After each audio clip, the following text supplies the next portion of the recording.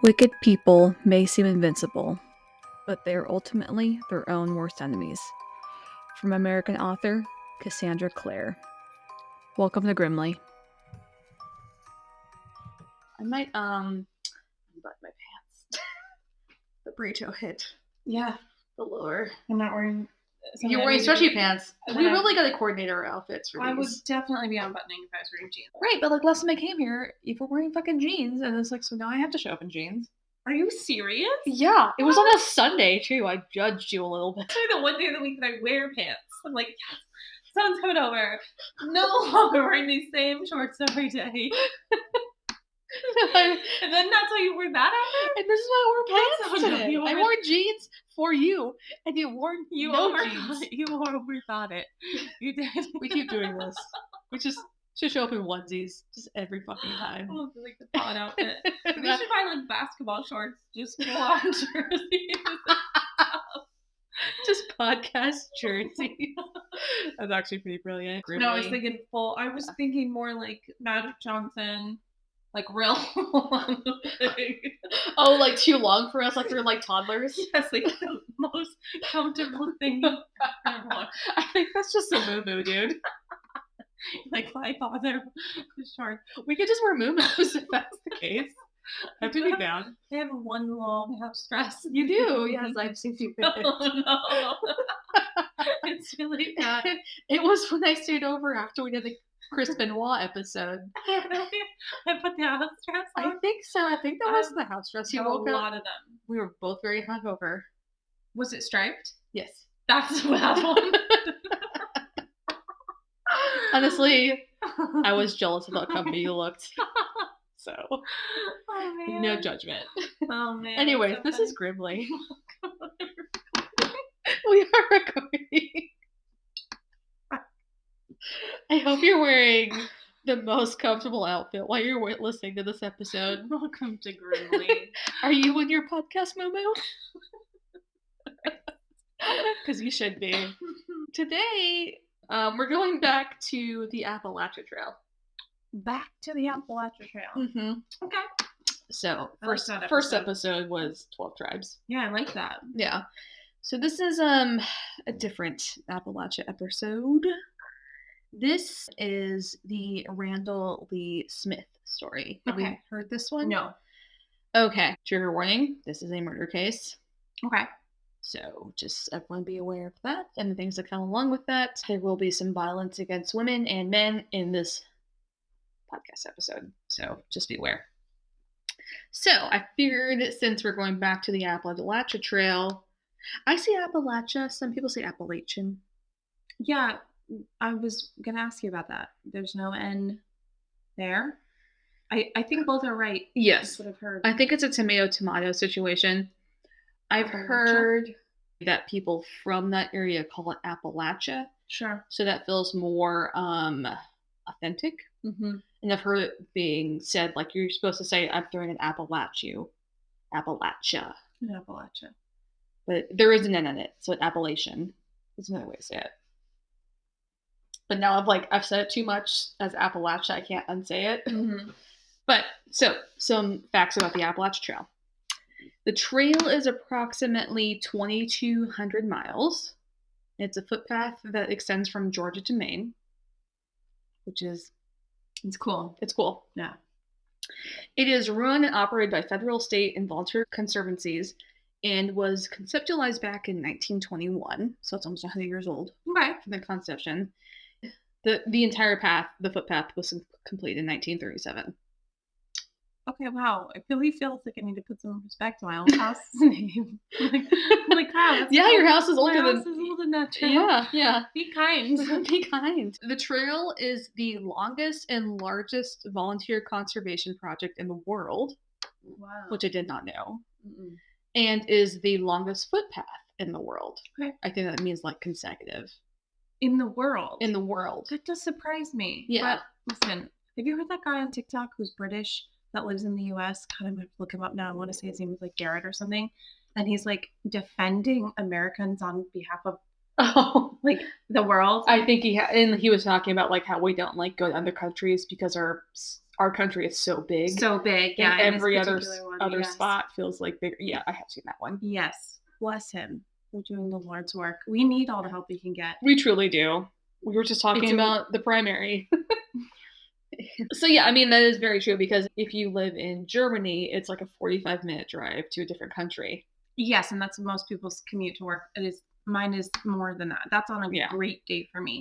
Yeah, absolutely. So it is very weird to think about that, and like, yeah, I just don't think people know that. Yeah, because we don't think of America as very quote unquote worldly. But and we don't know any better. Like we just think, oh, we're like, oh, really? You can drive 6 hours and you're on the whole other part of the country? That's like, yeah.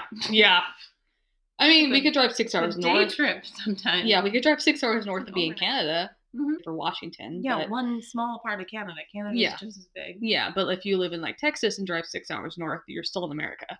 Oh yeah, you're in like one of the Dakotas. You're still in the same state sometimes. Yeah, truly. Yeah, Texas is a bad example.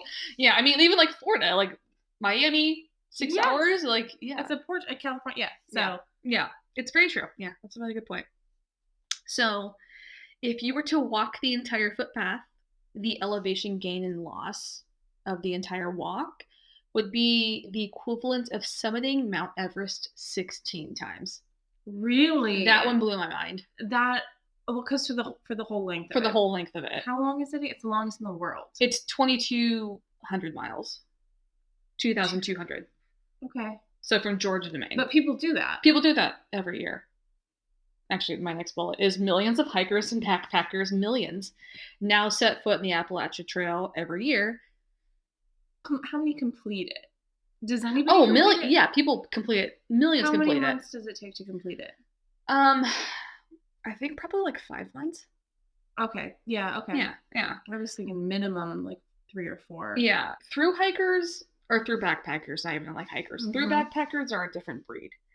So I am not a through backpacker, because the max I want to do backpacking in a day is like 12 miles. Okay. If you were a through backpacker, aka a backpacker that does like the Pacific Crest Trail, the Continental Divide Trail, or the Appalachian Trail, you're doing like 20 miles a day. Okay. For 5 months? For 5 months. Oh, that is rough. Yeah. That sounds like I said, like a nightmare to me. How do you even take a break? The break is just like not hiking. The break is just sitting down eating lunch. I don't like it at all. Yeah, it's truly insane. I don't want to do that. Not every backpacker is built the same. Yeah. The longest I've gone in a day, miles wise, hiking was 18 miles. And that was fucking miserable. Yeah. I never want to do that again. Like 10, 12 miles, that's where like I feel accomplished. Yeah. Where I feel like I've done an entire day's work, but like I would never want to do more than that. 8 miles? Another 8 miles. Yeah. No, thank you. That's a lot more. That's a lot more. Yeah. Ooh, it's insane. I don't like it. Yeah, it's impressive. Like I do have a lot of flat, fine. I don't know. The Appalachian Trail can't be as like wild as what we. No. So yeah, the Appalachian Trail is definitely not quite as like elevation gain and loss as it is like the Pacific Crest Trail, or even just like Washington in general. I mean, or the Rockies is also another good example. Like, they have. It's like I would imagine just like longer stretches. Yes, it's a longer, like more of a gradual wavelength when it comes to elevation gain and loss, whereas opposed to like Washington and Oregon and California, it's more direct. Very aggressive. Yeah, very aggressive elevation gain. Okay, all right. So, millions of hikers and backpackers now set foot in the Appalachian Trail every year. The trail does, however, have some dark history attached to it. Yeah. So, today we are going to cover what has been dubbed the Appalachian Trail Serial Killer. Oh, damn. Which is known as Randall Lee Smith. Oh my god, you didn't... Okay. All right. I didn't what? I don't know. I just thought like one single murder, not serial killer murder. Oh, no. Yeah, this is the first one that is like more significant. And this is the first one that has a lot of intel. More intel than like the other ones that you've covered. Okay, I'm here. I mean, Chris Benoit also had a shit ton of information on it because that was also a really big case. Yeah. But I'll get into later how I found out about this and the connection because I had no idea. Okay. So I'll get to that later. Born June 29th, 1953 in Parisburg, Virginia, Randall's parents divorced when he was just 6 months old, and his father was really never a part of his life. Like, his father just kind of yeeted out of there. Okay. So his mother, Loretta, was known as a bit of a loner, an overall nice person. This is in the 20s? 50s. I'm going to give you post-its. It's like any kind of numbers. I'm like, ew, math, no. Gross. Don't want to Leave do it. the brain. Don't wanna do it. But it's important for context. Okay, so 1953 this is a is modern when he was day. born. Yeah, this Yeah. is a modern day Thing. Okay. Yeah. All right. 1953. One more time for you. So his mother was known as a bit of a loner. She worked at the Giles Memorial Hospital and laundry room until her death in the year 2000. So she literally worked there for like 50 years. Wow. Yeah, just one job, very kept to Yeah. herself type of person. We don't really know much about her. We don't really know much about his father either. Right. Sounds like they were both kind of pretty boring. I'm not gonna lie. But boring is sometimes good, right? Randall and his mother lived in a small 4-bedroom house and weren't necessarily poor, but they also didn't live in a sort of extravagant style, which is kind of very Virginia in a lot of ways, unless you're like uber wealthy in Virginia, right? What part of Virginia? Parisburg. Do you know like what general area? Like how far from like Nashville the or DC something? area? I don't know. We can look it up right now. Oh, it's pretty close to like West Virginia. A few hours, size 3.5. Yeah. 4 hour, 3.5 hours. Yeah, so like DC's like over here, right? Mm-hmm. Yeah. Okay. So a couple hours It's like away. inland, yeah. It's like, yeah, kind of slap dab in the middle. It's very rural. It's very close to the Appalachian Trail, specifically. So a lot of that is kind of part of it too. It's like it's Appalachia. It's Appalachia culture. So keep that in mind. Multiple sources also stated that Loretta dressed Randall up as a little girl for the first few years of his life. Okay. And Is that just because at the time they were wearing? No one really knows why. What does that even mean? Like dresses is what it sounds like, and like what they got from it, like frilly skirts.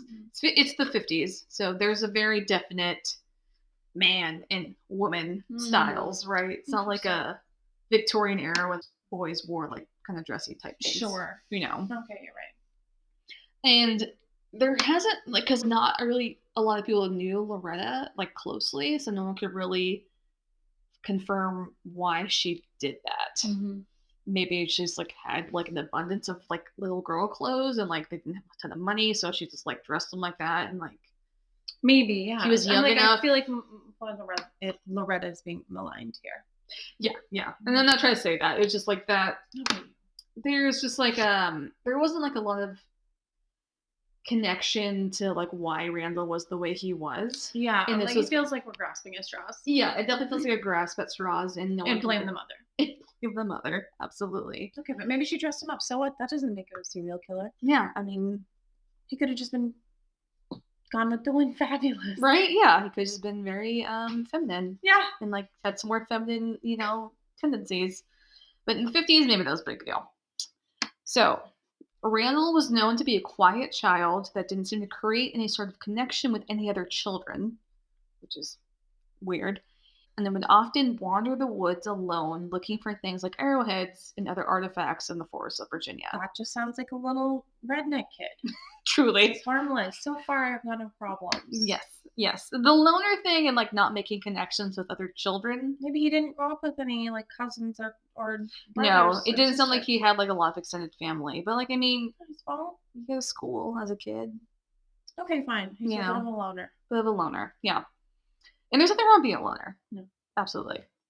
Until there's something wrong. I'm sure he's going to do something. Yeah, until there's something wrong with you being a loner. No. Yeah. It's not a problem until it is, I guess. I'm going to give him a benefit of the doubt for now. That's very nice of you. In high school, Randall was known as a loner, like we just said. Like his mother, who was also kind of known as a loner. Okay. And throughout high school, he was also known as a habitual liar. Oh, we don't like that. Yeah, he lied so much that he was given the nickname LR, which stood for Lying Randall. Dude. Yeah. Okay. Not good, Randall. Yeah. So Randall never participated in any sports, community events. He never had any sort of romantic partners. And he never really had any friends during high school. So he just genuinely just did not make connections with A people. lot of it feels sad. Like, It does maybe feel he was very sad. lying because it's insecure. Or It definitely sounds like you're... his dad wasn't there. Yeah. And his mom probably worked. Yeah, the line... to take care of him. Yeah, the line sounds like a... Overcompensating. type of situation for what his life was like. So Randall dropped out of high school in the 11th grade and began working in the shipyards in the city of Newport News. Which I did not know that. I had to look that up. That's a real city. That's a real city. It's like a the real magazine. city. Do you know that I sometimes deal with the Newport News because there's a naval base out there, and so I send people out there for work pretty often. Okay. And that was the first time I learned about it. I was like, oh, that little catalog. Right. And my mom used to buy swimsuits from. Oh man, I didn't know there was a catalog that you could buy swimsuits from. Really? Isn't that like a catalog, the Newport News catalog? Isn't there like a Newport News in like airports? Probably. I think of something else. I thought the magazine was the biggest claim to fame for Newport News. I'm thinking, I don't know. No, I think you're right. Yes. Also, there's something like that. It has like that type of name. It's giving 90s. Yes, it's giving a very 2000s. 90s vibe for sure. So Randall worked in Newport News off and on as a welder. While working in Newport News as a welder, he'd also start telling his coworkers extravagant stories about his lifestyle. He's still lying. He's still lying. Oh, yeah. Okay. There's a point where you kind of feel bad, but then there's a point where you're like, okay, you gotta cut the shit. It's learn kind a of different way. Learn a different way, or like just like, I don't know, get some therapy, talk to somebody. It was probably wasn't that easy back then. Yes. It's fairly easy now. It reminds me of a lot of when people are assholes as an adult and they blame on their childhood. Yeah, I try to whenever I can. Thank you. But it gets to a point where you're like, no, I don't know what you're talking about. Gotta take some responsibility for your own fucking actions. Someday, not while I'm still a young lady. Or blame me on your goddamn astrological sign. Yeah. Like, you're not fucking a Scorpio, you're just a bitch, okay? Like, just own it at that point. You're not a Scorpio. What are you? An Aquarius? Mm-hmm. Okay. Yes, we've talked about this. Cue the weird lady dance. I mean, mine's a Virgo, which is like a virgin is her fucking thing. So, really? Yeah. I never heard that before about Virgos. Oh, no. Not like we're all virgins. Okay, what were you saying? Like the lady is like always dubbed as the virgin. Oh, what is Virgo? Just a lady? Yeah. Aquarius is just like some water. Just some waves. Like the little wavy things. And then like Virgos are usually like the weird M thing. That stands for lady? Or like a naked lady. Wow. I think that's like always like the virgin. I don't really know that much about science. Astrology? Me either. I haven't thought about doing that as an episode, honestly. Astrology? Uh-huh. Just in general? Uh-huh. I'm here for it. Maybe I'll learn something. Let me know, people listening, if you want to hear about astrology as the general I'm episode curious subject. How that's going to be spooky grimly, but it sounds like you might have a plan. I feel like I can make it. Anyways, we'll get back to that. So throughout Randall's upbringing, we're going back to Randall because that's what we're fucking talking about today. Trying not to. We really can't help it. We're sorry. So throughout his upbringing, the kind of constant thing that Randall would always cling to was the outdoors, and specifically the Appalachian Trail. Okay. So that was kind of his church, his Mecca, whatever you want to call it. Okay. Right? Mm-hmm. Yeah. So we're going to go to May 1981. Susan Ramsey and Robert Mountford Jr., who were experienced hikers and worked as social workers in Maine, had decided to hike the Appalachian Trail to raise funds for charity that would help kids who are mentally ill. Christ. Truly like the best of the best. Oh my god. Okay. They were both 27 years old. So Susan was only hiking the trail for 2 weeks with Robert to Parisburg, Virginia, which is the city we just talked about. And then she was planning on heading home to Maine to celebrate her birthday with her parents. Whereas Robert was going to continue to hike the entirety of the trail. Ambitious. It's very ambitious. I give all these people all the props. Ugh, And most of them aren't even doing it for fucking charity. yeah. Yeah. So the pair were known to be well-seasoned hikers and could handle themselves in the wilderness. I mean, I feel like being from Maine is probably, Sure. you're like kind of born with that in your blood a little bit. I want to go to Maine so bad. It's Me one of too. it's my number one U.S. Me too. location. Why are we doing that? I know, we should go. We should. Yeah. Anyways, so Robert was also known as an accomplished rock climber, and he was also a former high school wrestler. So they're both like very well-versed, outdoorsy people. And I do have pictures of them. This is them right here. Oh, they look like full-ass adults. They do. It's very weird because they're 27. No fucking way. Yeah. That's not a 27-year-old. Missy, that man is 44. He's not. I hear this thing about millennials online That we're aging better. like wine. That is that's a cop, first of all. And that man is in his 27. He's 27. And she also looks, I mean, I could believe that she's 27. 34. Yeah. 34. I mean, we're so this is my theory about the aging thing when it comes to millennials. We were after smoking because we had the truth campaigns, right? They were always like, don't smoke, it's gonna ruin your life, blah, blah, blah. And we were also the generation that was like, wear sunscreen. Sure. That was like the new thing. That's like, true. And now we're not doing as much microwaving of our foods. Gen Z vapes. Okay. And vaping fucking, like, any sort of, like, I don't care if it's like a cotton candy, tobacco. cloud of lies, it's still gonna age you.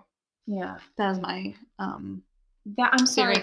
though, that's a grizzled, that's not 27. He's 27. I can't, my mind won't make sense of it. He truly looks like, it looks like someone's Uncle. like dad or someone from like you show like a picture like that was my dad. They're like, oh yeah, I could see you. You have to And post then- a picture of that. Oh, I definitely will. Yeah, I mean they deserve it. Anyways, Okay. Sweet angels, though. yes, yeah. He does look like he could fuck you up, though. He does look like someone who could fucking handle his shit in the wilderness. he does. I would trust- feel very safe. I would with trust him. that man. I get They like, honestly both looked. Yeah. Like I was like, oh, they're little sweet little darlings. No, they looked like they could handle themselves. Both of them. Exactly. So, Susan and Robert were hiking in an area called Dismal Creek in Virginia, where they had befriended another female hiker, because that's just kind of what you do on the trail. Like, you talk to people. It's like people out there, kind of your security blanket. Yeah, numbers. Yeah. Yes. Yeah. Totally. Or you hurt yourself. Yeah. Totally. Also, I mean, there's also something they say like you should always say hi to other hikers just in case something happens to one of you, because it's like a point where like they know that like this person was seen here, type of thing. So after they befriended this female hiker, I couldn't figure, she didn't have a name posted anywhere. The trio decided that they were going to meet up later that day in Harrisburg. Like they were going to continue hiking, but they were hiking at different paces, type of thing. And they were going to grab some food and enjoy their evening together before Susan went home to Maine, because that was her last. That was her last. That was the same day? It was the same day. No. Yeah. So, however, when this female hiker got to Harrisburg and Susan and Robert were not anywhere to be found, she instantly was worried and reported them missing, which to me is very important. Yeah, so she took one look at him like we just did, and we're like, they would have made it. Yes. Like something happened. Yeah, absolutely. Yeah.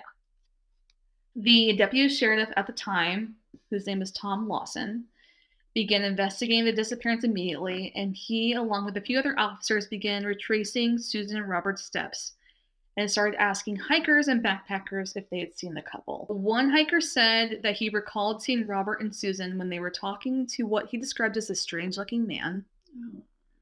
He then stated that he recalled seeing them near the Wapatiti shelter on the trail. So the shelters on the trail are just like these tiny little log structures. They like have like some kind of flat platforms to sleep on if you wanted to. Okay. Otherwise, you could sleep in your tent around the area. So that's what the shelters are on the Appalachian Trail. And I think on the PCT, there's some too. There was also a few other hikers that talked about a man acting strange, talking to Susan and Robert near this shelter specifically. Deputy Tom Lawson also stopped by a local store near the trail called Trent's, where it was confirmed that Susan and Robert had been there on May 19th, which was the last confirmed sighting of the two. During this time at the store, when Tom Lawson was there, like kind of questioning the employees and stuff, a few of the patrons said that there was a man boasting about how he knew what happened to the missing hikers. And they called him Lying Randall. No, what? Yeah.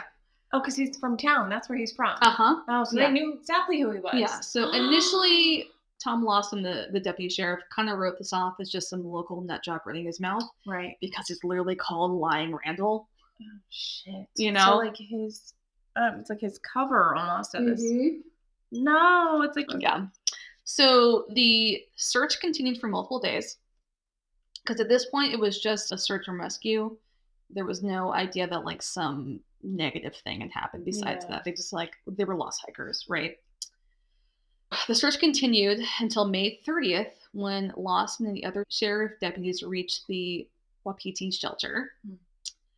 And initially, there was nothing substantial found at the shelter until Lawson, like, looked down in the shelter and looked a bit closer at the floorboards of the shelter and noticed that there was some dark stains in the cracks.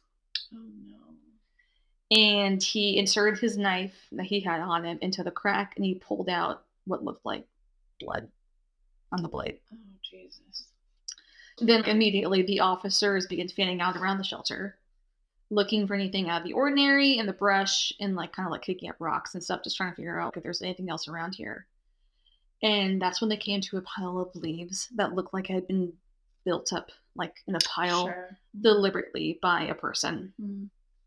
So they pushed the leaves aside and dug up the earth, found a woman's sleeping bag containing the body of Susan Ramsey. Okay. She'd been stabbed over 12 times. And this isn't in this bullet, but I'm going to say it right now, and it's not great. It looks like during the autopsy, they found out that she was stabbed with a nail. A nail? Yeah. Or that was the weapon? That was the weapon. Whoa. Yeah. Oh my God. She then had a plastic bag placed over her head and also had extensive defensive wounds. And she had fought hard and fought back. Yeah, against a man with a nail. And a man. It could take a while. Yeah. And you defend yourself for a while. Yeah, and like I said before, she was just 27 years old. Jesus. Yeah. So the next day, the sheriff's department came out with more people because they're like, fuck, this has become a thing. Not just like a search and rescue. This has become a murder investigation. Yeah, and got one missing. Mm-hmm. They came up with more people to help search for another body or a person. You know, they weren't sure. They also brought a cadaver dog. Oh, you might assume that the man that she's hiking with is the one that did this too at the time. Yeah, there was a little bit of that, but it's also, I think, the strange man. The strange man that everyone kept talking about they saw. Yeah. Because this, like, shelter was kind of like a stopping point, like you said earlier. Like, when you take a break at a shelter like this. Mm-hmm. You know. When they brought out the cadaver dog, the dog picked up a scent immediately and indicated by a tree, which is like, they basically like sit or lie down, right? That they had found something. So the police dug up the area to find another sleeping bag containing Robert Mountford's body. And he had a single gunshot wound to the head by a .22 caliber gun. And he was also just 27 years old. Oh, Jesus. Well, it makes sense though. Like a weapon, like a gun, being able to Capacitate. Yeah. Like two people. Mm-hmm. It would take, Two, like, able-bodied, he couldn't have done that. Stronger people, for sure. Yeah, because strange though. Robert was like a wrestler. Yeah. Like, it's strange that Susan wasn't shot also. Yeah, we'll get to that in a second. So what had just become a missing hikers situation was now a full-on murder investigation. Police closed down the 13-mile section of the Appalachian Trail and began putting together a profile of who they thought killed the pair. The initial theory is obviously about the strange man that was talking to them. And they thought part of this initial theory is whoever this perp was, they had to have some sort of knowledge of the area, and they were probably from the area, and they also had to have easy access and seemed to have a knowledge of the woods surrounding the trail specifically, which is a pretty solid assumption, right? So they also thought the person who did this had some insight to remove the sign-in logs at trail checkpoints along the trail, so they couldn't put a timeline together of where Susan and Robert had been. So those were missing? Those were missing, yeah. And so it's going to be make it harder to put together a timeline. And so a person in the area would have a better knowledge of that, of where those logs were, right? It's very nefarious. It's very nefarious. So they also found that some of Robert and Susan's gear had been cached at specific compass points along the trail. And then it was as if someone was planning on coming back for the gear, which is very weird. And that will come into play later, too. Okay. The police did, however, have those few reports of Susan and Robert talking to the strange man, like we talked about. And he was described to be someone between the age of 25 and 30. He had a beard and dark hair. He was wearing a green army fatigue shirt. And he was also carrying a hunting knife on his belt. Which is interesting if he was carrying a knife, but still attacks Susan with a nail. Yes. And his description of the strange man and the trail, along with the story of what happened to Susan and Randall, was added to the Washington Post in early June to hopefully drum up some clues of who this guy was. And a major clue was discovered while looking over the gear of Susan and Robert. A paperback book that Susan had on her, she's kind of reading along the trail, was found containing a single bloody fingerprint. The fingerprint did not belong to Susan or Robert. No way. Yeah. But it did, however, belong to one lying Randall Lee Smith. They had him then. Yeah. They had matched the fingerprint because if you work in a shipyard, you have to have your fingerprints on file. So, oh my God. Okay, I'm the coincidence there is insane to me. I'm just so glad they found it. They must have looked through that book, or was it on the outside of the book? No, it was in the page. It was on a page.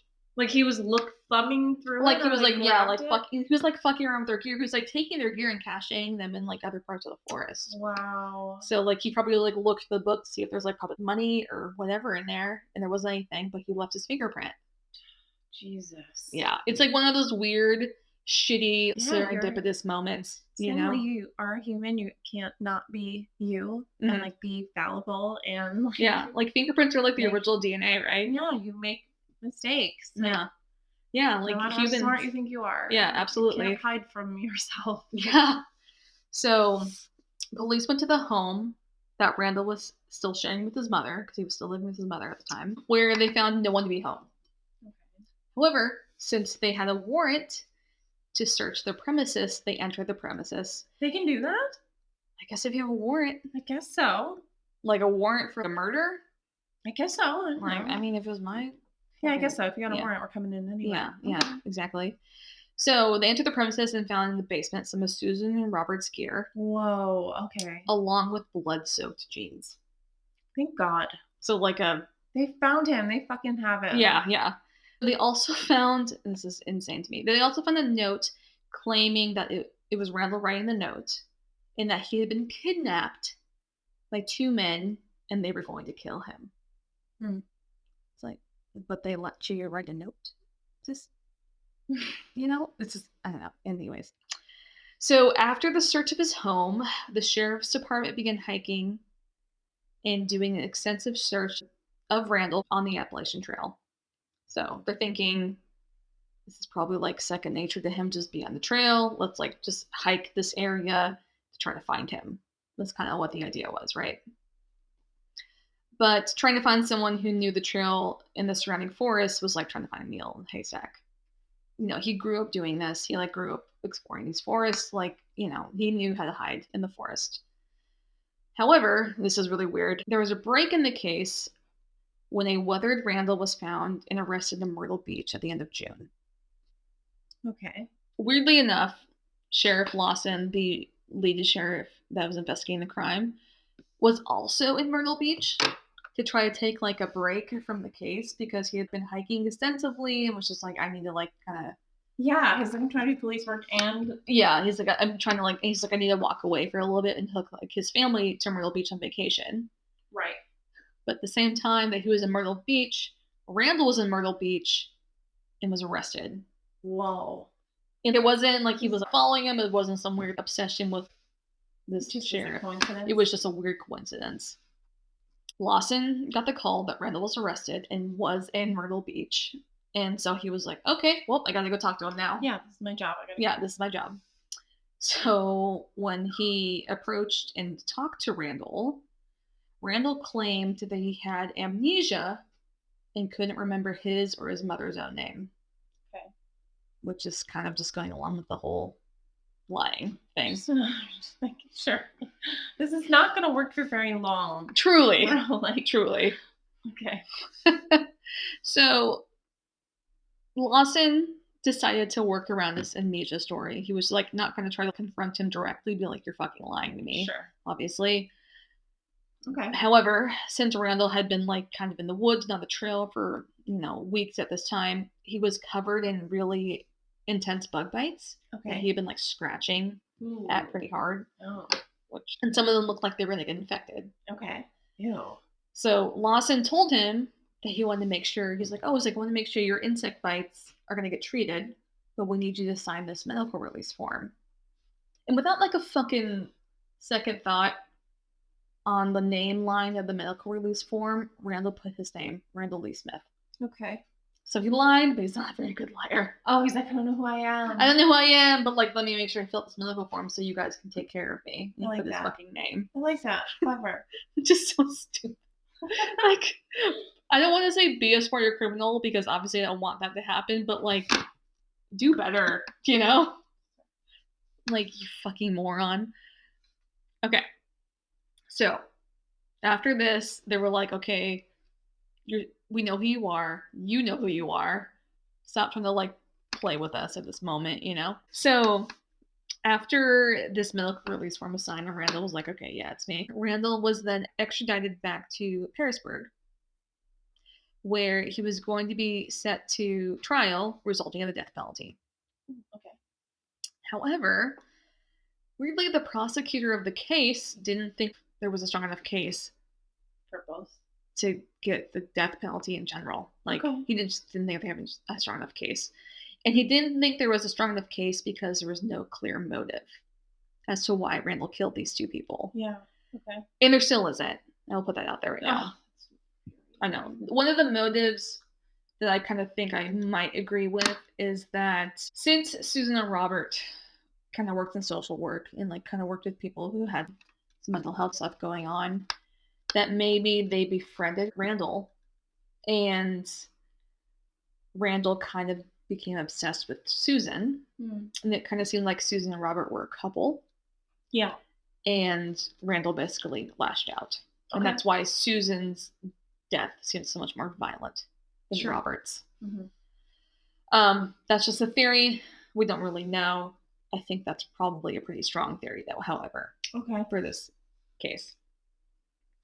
So, with this prosecutor believing that they didn't have a strong enough case, they were hoping to get a confession and a plea deal with Randall. And Robert Sr., Robert Mountford's father, was also a very devout Episcopalian minister and didn't believe in the death penalty. Okay. So the Mountfords and the Ramseys, Susan and Robert's family, decided that they wanted to go ahead with the plea deal and basically just get Randall to confess to the crime. Wow. Without a trial. Wow. And like not have to deal with the trial. Oh, awesome. So instead of going to trial, the 27-year-old Randall, which is interesting because they're all 27, the victims and the killer. Wow. Randall Lee Smith pleaded guilty to second-degree murder and was sentenced to 30 years in prison. 15 years for killing of Robert and 15 years for the killing of Susan.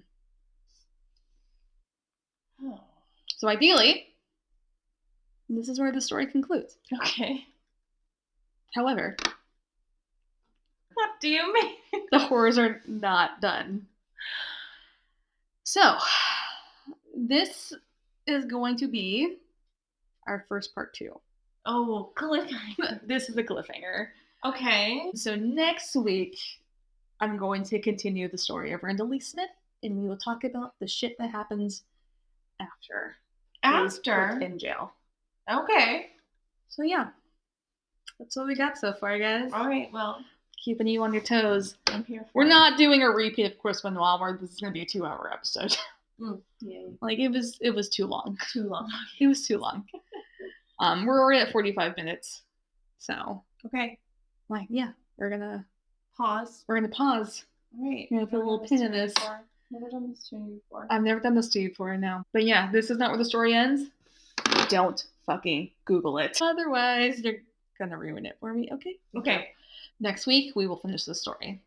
All right. And it is, I'll tell you right now, it is a bizarre and weird story that I knew about the future story that I'm gonna tell. I had no idea they were connected.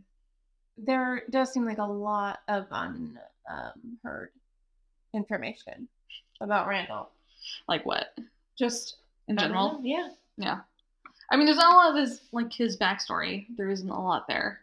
He didn't really have any sort of like traumatizing, weird things that happened to him. He was just Need to know more about this a guy. weird, quiet loner, and that was it. That's all anyone got from him. No one really knew him. No one Are really we knew ever his... going to find out why he did anything that he did? At least terrible things? I guess we're gonna have to find out. I'm here for it. But yeah, we will talk to you next week, and we will finish the story. But until next time, bye, bitch. I was teeing this stupid shit up for you. All right, we'll try this again. Are you fucking ready? Yeah. All right. Until next time. Stay grimly curious. Thank you so much for listening. For podcast updates and episode photos, be sure to follow us on Instagram at Grimly Podcast. Also, be sure to rate and review our episodes, and we will see you next week for another episode.